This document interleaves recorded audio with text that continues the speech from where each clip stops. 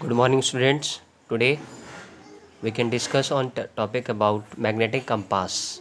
Magnetic compass क्या होता है, कहाँ पे यूज़ होता है, इसके बारे में आज हम जानेंगे. A magnetic compass is a simple device used by sailors, travelers, and navigators to find the direction in which their aeroplane or ship is going. Magnetic compass एक ऐसा डिवाइस है जो सेलर नाविक यूज़ करते हैं. किस लिए यूज़ करते हैं? वो आपको दिशा दिखाते हैं.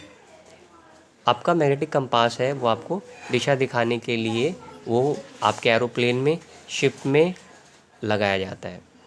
It consist of a flat circular base case of brass और aluminium with a glass top. आप देखेंगे ये जो मैग्नेटिक कंपास बना हुआ है, आप देखेंगे ऊपर वाले पार्ट में आपका ये एल्युमिनियम का है और बीच इसके नीचे जो पार्ट है ये आपका ग्लास का बना हुआ है.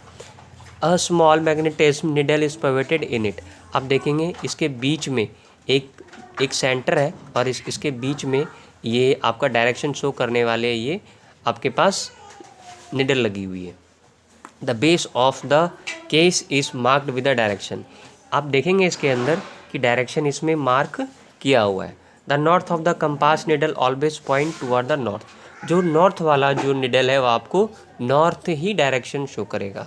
Once you know that the north direction you can easy find out other direction. जैसे आपने नॉर्थ डायरेक्शन आपने देखा, नॉर्थ लिखा हुआ है वहाँ पे, तो आपने नॉर्थ डायरेक्शन आपने इजीली जाना कि वहाँ पे नॉर्थ डायरेक्शन होगा. अगर साउथ डायरेक्शन अगर आप देखेंगे तो इजीली आपको पता चल पाएगा कि वो साउथ डायरेक्शन होगा. ऐसे ही आप ईस्ट और वेस्ट का भी आप डायरेक्शन इजीली जान सकते हैं. If you stand facing the north, जब आप अगर अपना फेस नॉर्थ की ओर खड़े होकर देखेंगे तो your back will be toward the south. तो वो कौन से डायरेक्शन में आपका बैकवर्ड दिखेगा? साउथ. अगर ईस्ट में देखेंगे, east will on your right and west on your left, है ना. इसमें हमेशा उल्टा होगा यहाँ पे. Therefore by observing the direction of the needle one can be find out the desired direction. और इसी वजह से हम डायरेक्शन, इस निडल की वजह से हम इजीली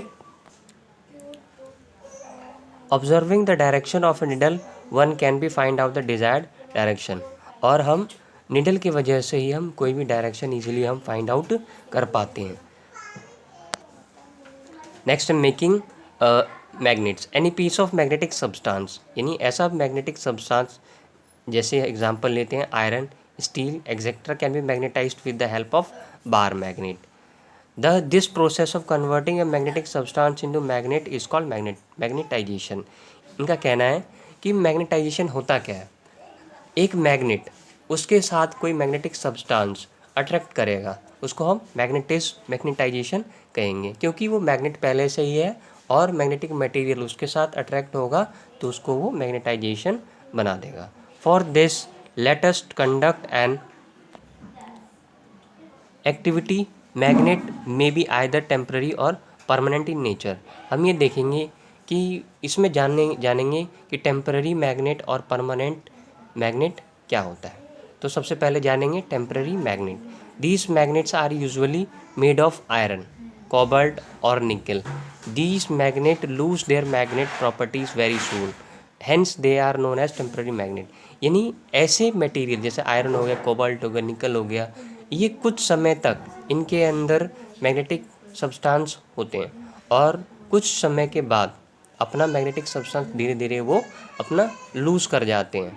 इसे हम टेम्पररी मैग्नेट्स बोलते हैं. और परमानेंट मैग्नेट क्या होता है? सम सब्सटेंस आर मोर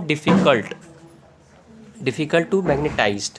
उसमें होगा क्या कि ऐसा सब्सटेंस जिसका मैग्नेट उस सब्सटेंस से नहीं निकल सकता है. However once magnetized they tend to stay that way.